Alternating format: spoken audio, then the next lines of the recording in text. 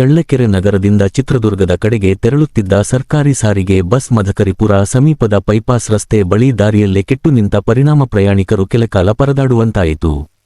ಹೌದು, ಚಳ್ಳಕೆರೆದಿಂದ ಚಿತ್ರದುರ್ಗಕ್ಕೆ ತೆರಳುತ್ತಿದ್ದ ಬಸ್ ತಾಂತ್ರಿಕ ದೋಷದಿಂದ ಮದಕರಿಪುರ ಬೈಪಾಸ್ ಬಳಿ ಕೆಟ್ಟು ನಿಂತಿದೆ.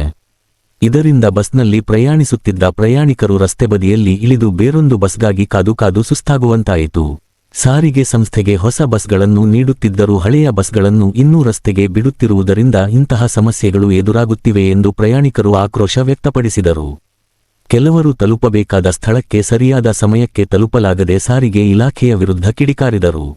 ಬಳಿಕ ಬಸ್ನ ಕಂಡಕ್ಟರ್ ಬೇರೊಂದು ಬಸ್ ವ್ಯವಸ್ಥೆ ಮಾಡಿ ಪ್ರಯಾಣಿಕರನ್ನು ಚಿತ್ರದುರ್ಗದ ಕಡೆಗೆ ಕಳುಹಿಸಿದರು. ಇಂತಹ ಘಟನೆಗಳು ಮರುಕಳಿಸದಂತೆ ಸಾರಿಗೆ ಇಲಾಖೆ ಹಳೆಯ ಬಸ್ಗಳ ನಿರ್ವಹಣೆ ಹಾಗೂ ಪ್ರಯಾಣಿಕರ ಸುರಕ್ಷತೆ ಬಗ್ಗೆ ಹೆಚ್ಚಿನ ಗಮನ ಹರಿಸಬೇಕು ಎಂದು ಸಾರ್ವಜನಿಕರು ಆಗ್ರಹಿಸಿದ್ದಾರೆ. ಜನಧ್ವನಿ ನ್ಯೂಸ್, ಚಳ್ಳಕೆರೆ.